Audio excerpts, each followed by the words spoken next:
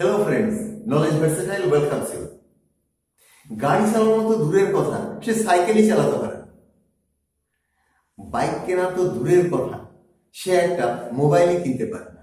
তো এইরকম একটা বড় কাজ যে কথা ছেড়েই দাও, সেই তুলনায় একটা ছোট কাজই কেউ করতে পারে না, এমন সেন্টেন্স যদি তুমি ইংরেজিতে তৈরি করতে চাও, তখন কিন্তু তোমার প্রয়োজন পড়ে যাবে লেট অ্যালোন। লেট অ্যালোনের এই লেট অ্যালোনের ব্যবহারটা অদ্ভুত রকমের ব্যবহার। এই ধরনের যে সেন্টেন্স কোনো বড় কাজের সাথে ছোট কাজের তুলনা করা, অর্থাৎ সে ছোট কাজটাই পারে না, তো বড় কাজটা কি আর পারবে। তো এরকম যে কনস্ট্রাকশন গুলো হয়, চলো আমরা সেটা দেখে নিই আজকের পর। আর এই লেট অ্যালোনের ব্যবহার নিয়ে কোনো অসুবিধা থাকবে না। Use of let alone. আর লেট অ্যালোন যেখানে তুমি প্রয়োগ করবে, এই লেট অ্যালোনের যে অর্থ হবে সেটা হবে তো দূরের কথা, ছেড়েই দাও।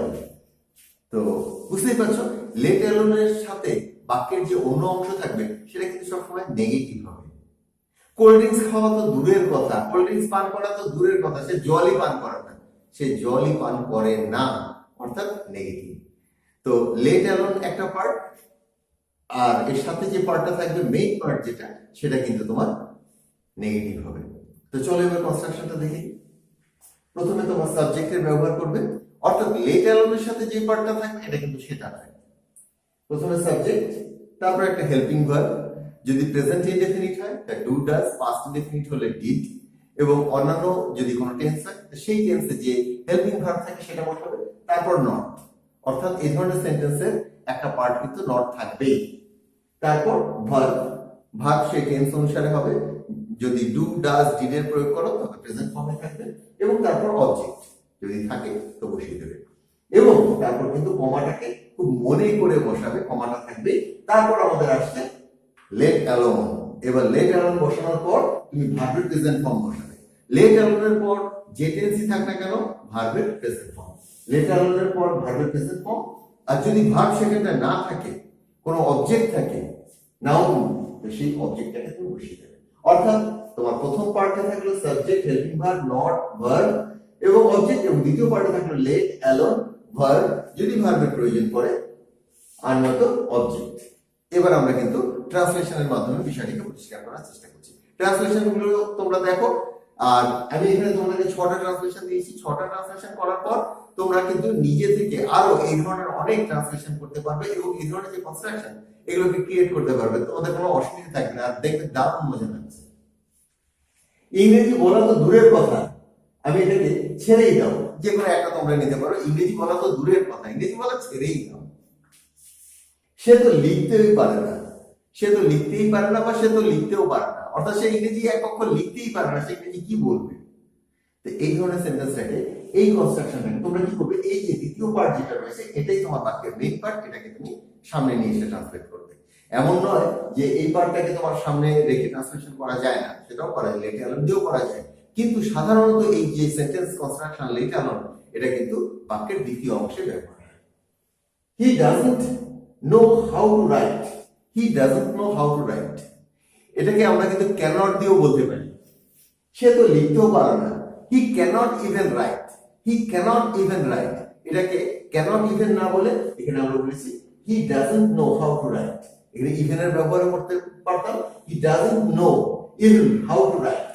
He doesn't know even how to write, বা he cannot even write.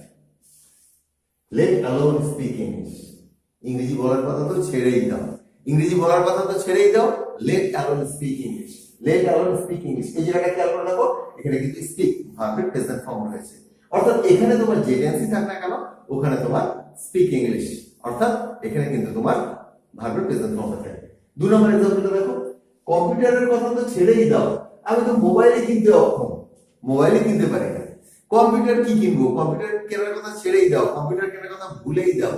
Computer কেনার কথা তো দূরের কথা, আমি তো একটা মোবাইলই কিনতে পারি না, আমি একটা মোবাইলই কিনতে পারি না, এটাকে তুমি প্রথমে লিখবে। I am unable to buy even a mobile, let alone computer. এখানে দেখো কোনো ভার্ব নেই, এখানে কোনো ভার্ব নেই, সেজন্য যে অবজেক্ট রয়েছে সেটা বসিয়ে দিলাম। লেট অ্যালোন কম্পিউটার, কম্পিউটারের কথা তো ছেড়েই দাও। নেক্সট এক্সাম্পলটা দেখো, খাবারের কথা তো ভাবাই যায় না, খাবারের কথা তো দূরের কথা, খাবারের কথা তো ছেড়েই দাও, ও তো আমাকে জলও দেয়। তো একটা বড় কাজের কথা তো তুমি ছেড়েই দাও, একটা ছোট কাজই করো, ও তো আমাকে জলও দেয়নি, কি বলবো? পাস্টের এটা ব্যবহার করছি, হি didn't offer me even water. He didn't, এটা পাস্ট ইনডেফিনিটে রয়েছে তাই ডিডন্ট এর ব্যবহার করলাম। টেন্স নিয়ে এখানে বেশি আলোচনা করব না, হি ডিডন্ট এবং এখানে অফারটা সেজন্য প্রেজেন্ট ফর্মে চলে আসছে। ডিড নট এর ব্যবহার তোমরা করতে পারো, আমি ডিড নটটাকে কন্ট্রাক্টেড ফর্মে ব্যবহার করেছি। He didn't offer me even water, সে এমনকি আমাকে জলই দেয়নি। তো খাবারের কথা তো ছেড়েই দাও, ভুলেই যাও, দূরের কথা। লেট অ্যালোন ফুড, দেখো লেট অ্যালোন ফুড কিন্তু বাংলা মানেটা বেশ খানিকটা বড়।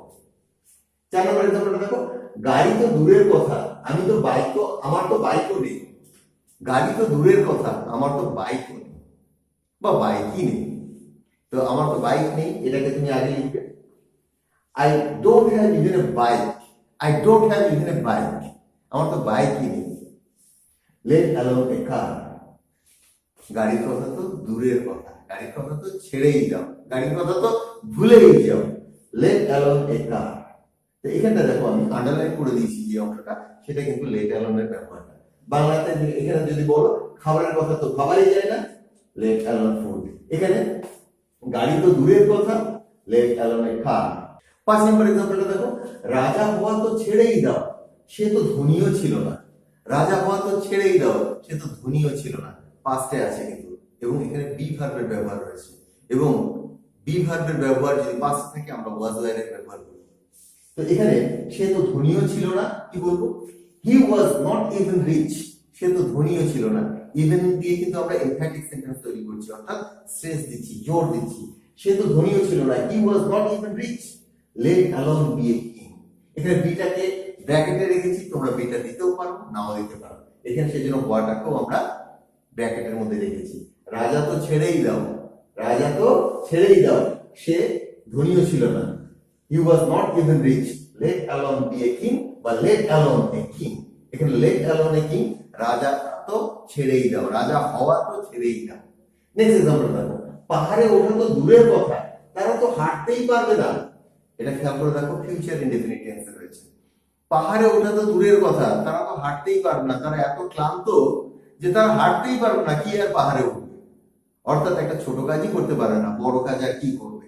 তো আমরা দ্বিতীয় পার্ট যেটা, তারা তো হাঁটতেই পারবে না, এটাকে লিখবো they won't be able even to walk. They won't be able even to walk, তারা এমনকি হাঁটতেই পারবে না। let alone climb up a hill, পাহাড়ে ওঠা, পাহাড়ে চড়া তো ছেড়েই দাও। অর্থাৎ they won't be able even to walk, তারা তো হাঁটতেই পারবে না। Clear? let alone climb up a hill, পাহাড়ে ওঠার কথা তো ছেড়েই দাও। তো তোমরা আজকে let alone এর ব্যবহার দেখলে, let alone এর অনেকগুলো সেন্টেন্স দিলাম, বিভিন্ন রকম সেন্টেন্স দিলাম। এখানে খেয়াল করে দেখো, এটা তোমার ফিউচার থাকা সত্ত্বেও এখানে কিন্তু যে প্রেজেন্ট ফর্ম এর সাথে শ্যাল উইল এর প্রয়োগ হলো না, এখানে পাস্ট হলেও কিন্তু তোমার ভার্বের প্রেজেন্ট ফর্মই বসবে। let alone এর সাথে কিন্তু যদি তুমি ভার্ব বসাও, তার প্রেজেন্ট ফর্মই বসাবে। তো আজকের আলোচনাটা আমি এখানেই শেষ করছি। আজকে তোমরা শিখলে let alone, অর্থাৎ কোনো ছোট কাজ তো সে করতেই পারে না, বড় কাজ কি আর করবে, এই ধরনের সেন্স ক্লিয়ার করার জন্য। তো তোমরা এই ধরনের আরো অনেক সেন্টেন্স তৈরি করো এবং সেন্টেন্স তৈরি করে সেগুলোকে প্র্যাকটিস করো, practice, repeat practicing, and you will be able to speak very good English. তো আজকের আলোচনাটা আমি এখানেই শেষ করছি। আমার পূর্ববর্তী ভিডিও কিছু লিংক তোমরা নিচে ডেসক্রিপশনে পেয়ে যাবে। If you like the video, hit bye.